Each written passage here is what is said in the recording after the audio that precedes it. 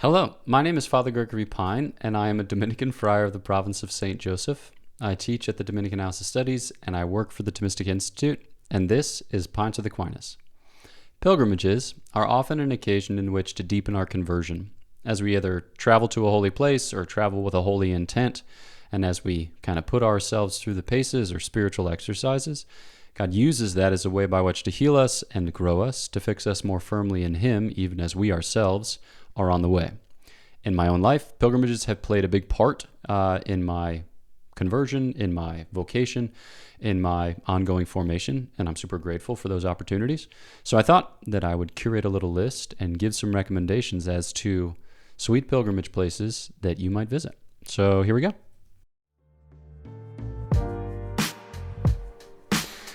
So I have talked on the podcast before about my family. We took a pilgrimage as a family when I was 3 years old to Medjugorje.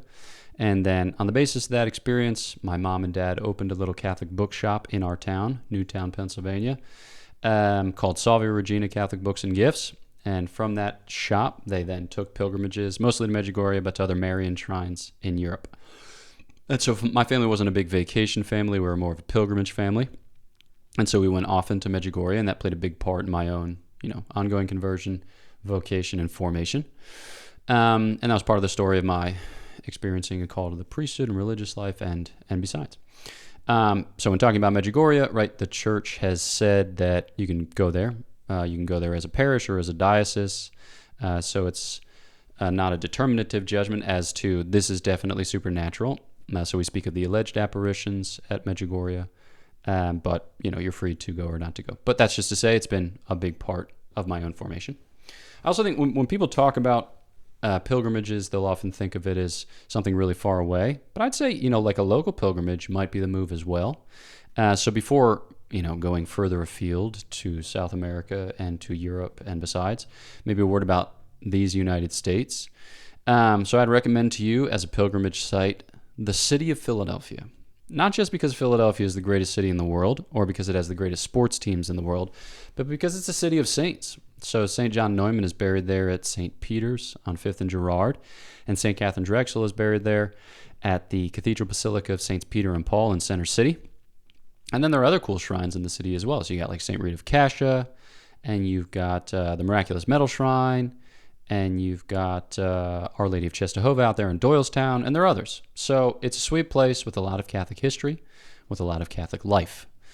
So Philly. Now, does that mean that Philly is better than all other places and all other places stink besides? Well, it's hard. No, just kidding.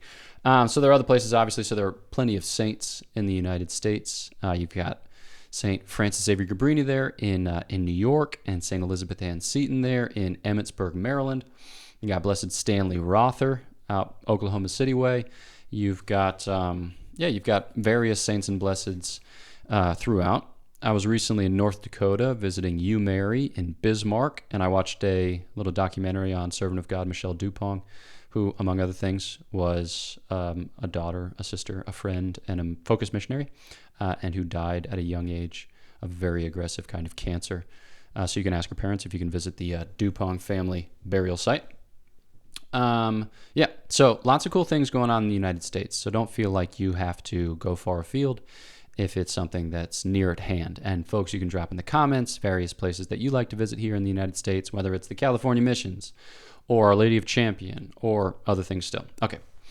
Beyond that. Okay. So then thinking further afield, you've got big places that the church kind of has traditionally assigned a big importance to. So that'd be like Rome, Santiago de Compostela, the Holy Land. I think in the medieval period of the church, Our Lady of Walsingham was also considered as not equivalent to, but at least in the same conversation as those things. I hiked the Camino, like part of it, from Astorga to Santiago de Compostela, and I guess I didn't anticipate how meaningful it would be, purposeful it would be, because it's like, we're walking, cool, walking. I mean, I think a lot of us, whilst walking, we probably like listen to something or pray the rosary or kind of like skip the experience, but then you come to discover like walking, that's the whole experience. That was what I felt while pilgrimaging. It's like I couldn't get anything else done because pilgrimage was all encompassing.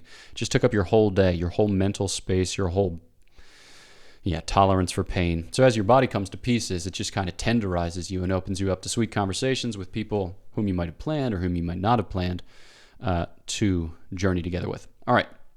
So that was awesome. I really do commend that. And it's super cheap if you can manage it. Just like find plane tickets at a weird time and you stay at these albergues, which can cost as little as like, $10. It's awesome. And then on that list, I've never been to the Holy Land. I've never been to Our Lady of Walsingham. Rome, right? So there's so many things in Rome. Just hundreds of Baroque churches. One Gothic church, which is the Dominican Church of Santa Maria sopra Minerva, where St. Catherine of Siena is buried. Not her head, but her body. Also, Blessed John of Fiesole, also known as Fra Angelico, the famous painter. Just Google that. You'll recognize his paintings. And you've also, it's like, are you just going to tell me about the Dominican things in the city of Rome? Yes. So Pope St. Pius V, also a Dominican, is buried there in Santa Maria Maggiore, and you've got the kind of foundational church of the order, or the order's headquarters there at Santa Sabina, which is up on the Aventine Hill, just above the Circus Maximus. Obviously, there are other things like St. Peter's and Apostles. Okay, but Rome, Avi. Okay. All right, now this next section is entitled Cool Stuff in Southeastern France. So when I was studying abroad in Austria as part of Franciscan University's program there, I was like, I would like to go to La Salette because my family are kind of like apparition chasers. And La Salette is this cool Marian shrine that is just weird for one, but also out of the way and no one visits. So those are all attractive to me. Our Lady appeared to two children, Melanie and Maxine, who, was like pretty dolorous as far as messages go. She like showed up crying. She said that her son's arm was heavy. She lamented the current state of France in the post-revolutionary period.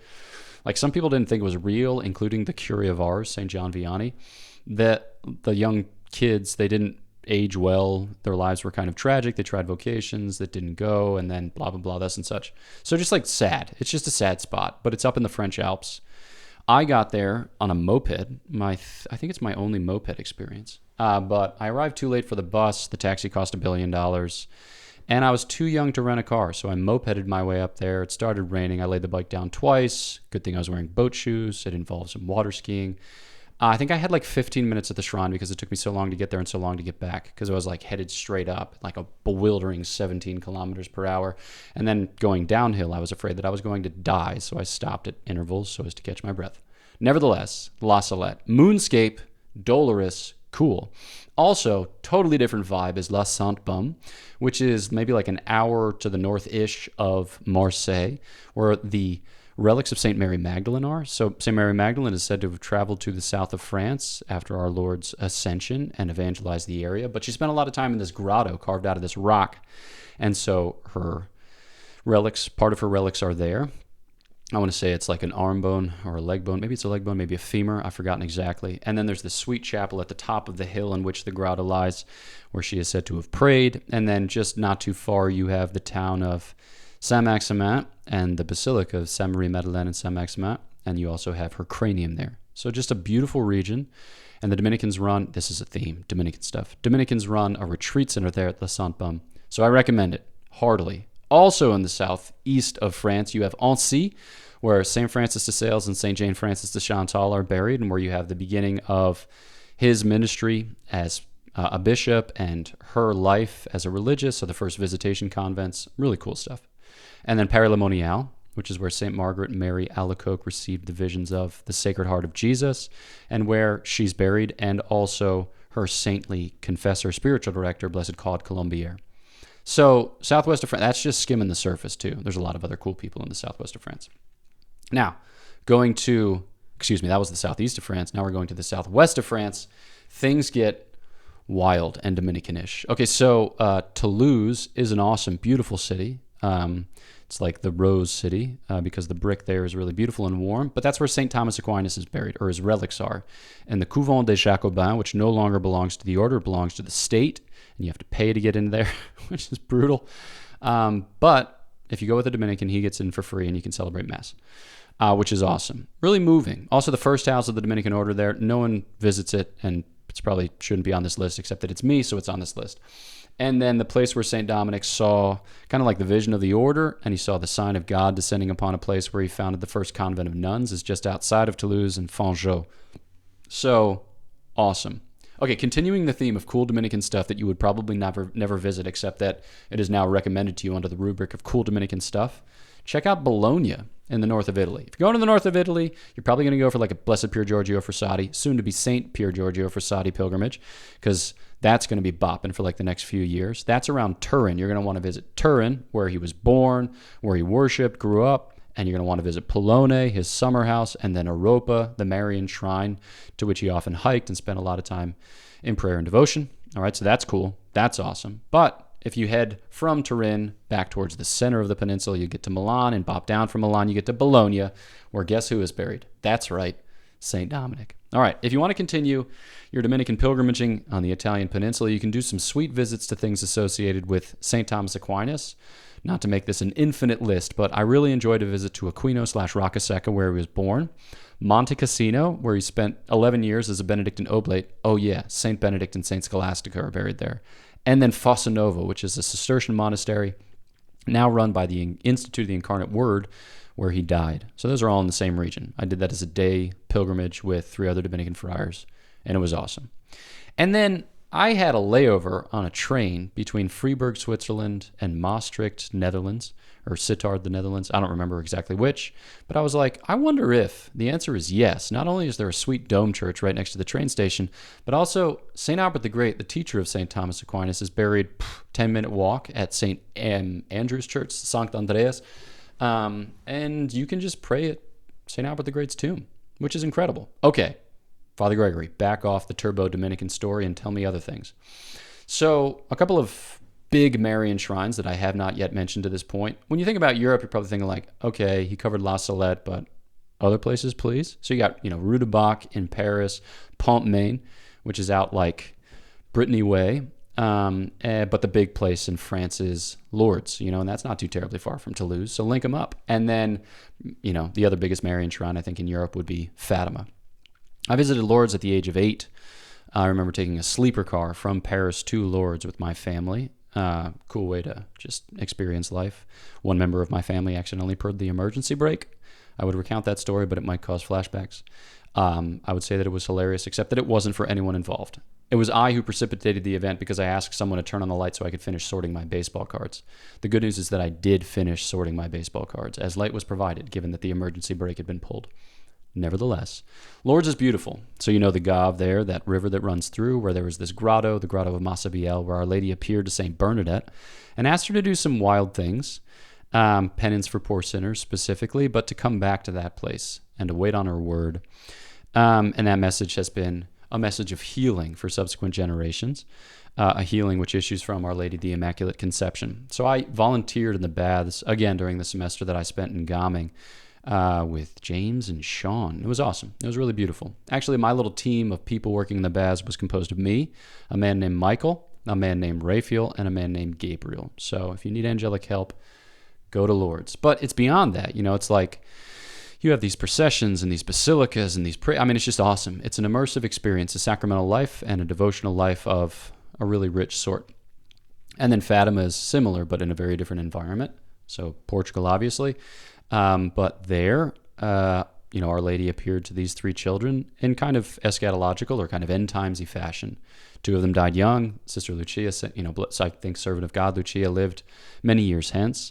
But that's a powerful, powerful message. And you see people there in acts of penance and acts of prayer as they kneel their way towards the apparition shrine where Our Lady first appeared over the Ajanjera bush. I can't pronounce that word, so don't repeat me.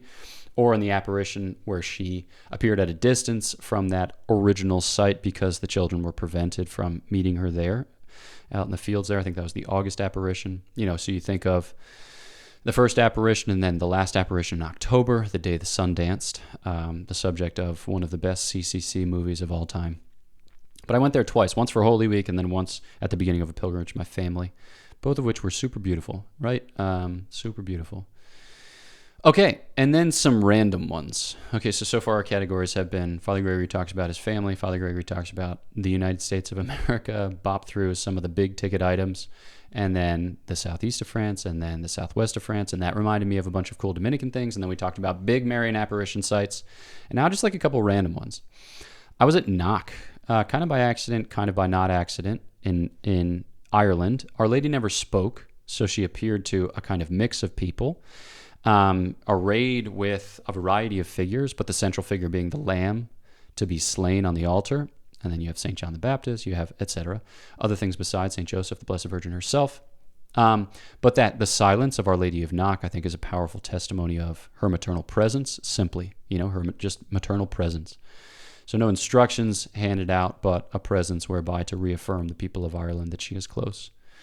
There's something similar going on at Banna. So I don't know if you know Belgium. It's a country. There's like 11 million people there. It's divided into like two main parts, but then there's a third. So some people speak Flemish, which is like Dutch. Some people speak French, and then some people speak German. Very few, but some. In the French-speaking part, referred to as Wallonia, you have two apparition sites from the 1930s, Borin and Banna. And I went to Banna with some students after having pitched in with a conference that they held there in the northern part of Belgium.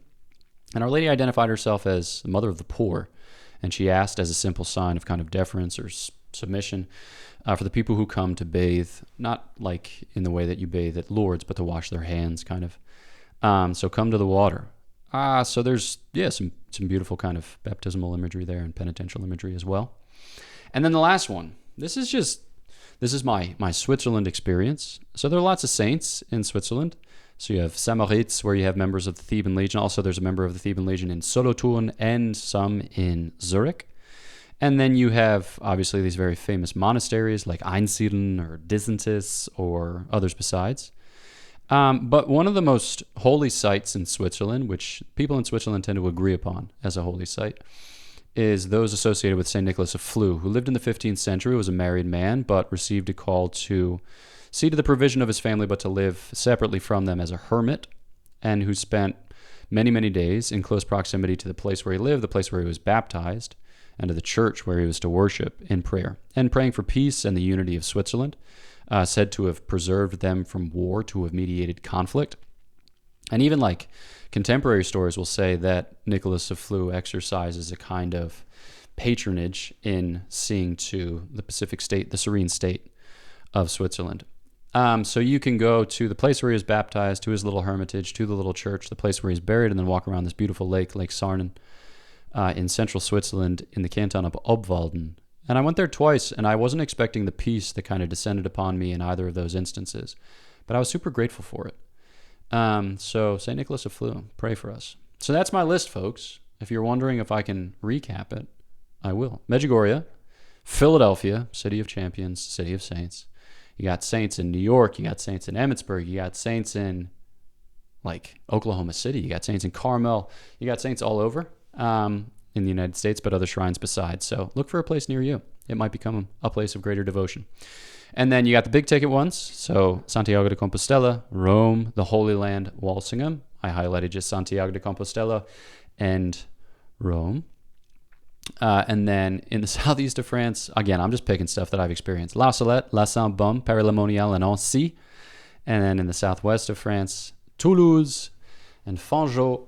But then that made me think of other cool Dominican sites, including but not limited to Bologna, Aquino, Roccaseca, Monte Cassino, Falsanova, and Cologne. And then big Marian shrines. We listed a few, several in fact. But you got Lourdes and Fatima there as not too far away, Portugal and France. And then just some random ones that occurred to me. Knock, Bannu, and then the Vloederambt, as it's called, the sites associated with St. Nicholas of Flue. So I hope that feeds your holy imagination for a pilgrimage that you might take as a way by which to experience, a depth of ongoing conversion, vocation, formation, as a way by which to heal and to grow as the Lord accompanies you on the way as you seek to arrive at Him. All right, folks. Know of my prayers for you. Please pray for me. Wait, before I sign off, I should say the things. This is Pints with Aquinas. Subscribe or Rama. Push the bell. Oh, yeah. Also, check out God's Planning. We did an episode on pilgrimage, which was like 1 billion years ago, so the audio quality is probably trash, so don't listen to it. Never mind. I take it all back. Okay, prayer time. Know of my prayers for you. Please pray for me, and I'll look forward to chatting with you next time on Pints with Aquinas.